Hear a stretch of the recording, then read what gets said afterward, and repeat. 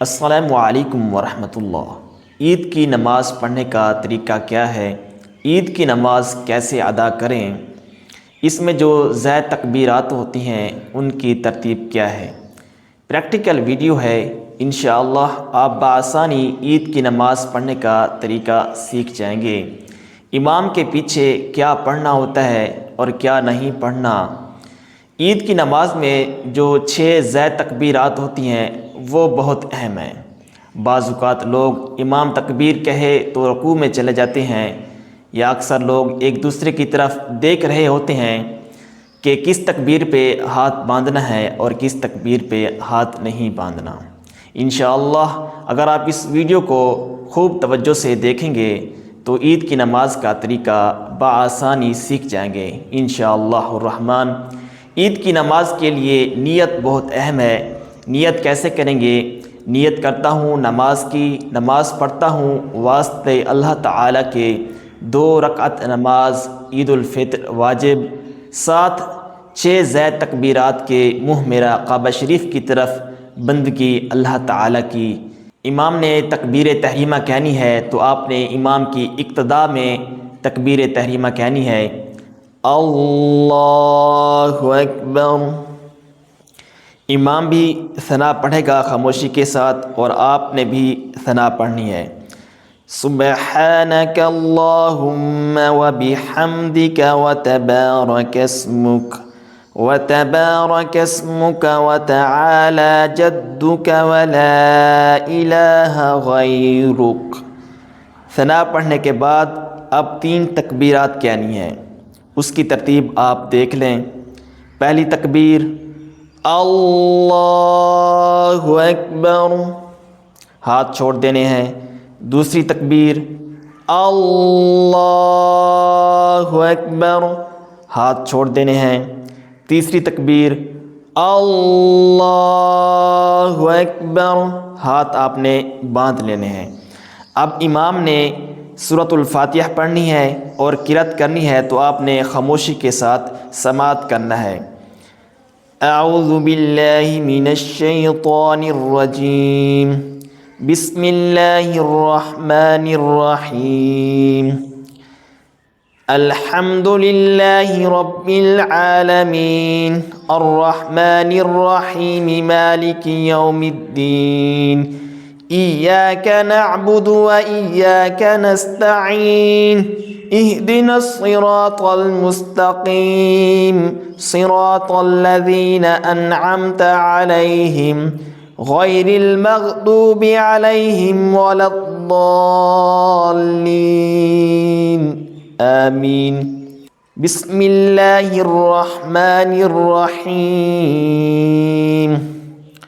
والعصر ان الانسان لفی خسر الا الذین آمنوا وعملوا الصالحات وتواصوا بالحق وتواصوا بالصبر۔ اللہ اکبر، سبحان ربی العظیم، سبحان ربی العظیم، سبحان ربی العظیم، سمع اللہ لمن حمدہ۔ آپ نے امام کے پیچھے کہنا ہے ربنا لک الحمد، اللہ اکبر، سبحان ربی الاعلی، سبحان ربی الاعلی، سبحان ربی الاعلی، اللہ اکبر، اللہ اکبر، سبحان ربی الاعلی، سبحان ربی الاعلی، سبحان ربی الاعلی، اللہ اکبر۔ دوسری رکعت میں امام قرأت کرے گا اور آپ نے خاموشی کے ساتھ سماعت کرنا ہے، الحمد للہ رب العالمین، الرحمن الرحیم، مالک یوم الدین، ایاک نعبد و ایاک نستعین، اهدنا الصراط المستقيم صراط الذين أنعمت عليهم غير المغضوب عليهم ولا الضالين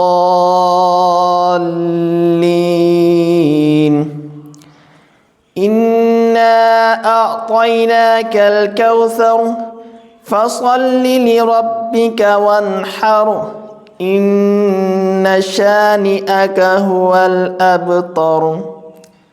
قرأت کرنے کے بعد تکبیر، اللہ اکبر، ہاتھ چھوڑ دینے ہیں۔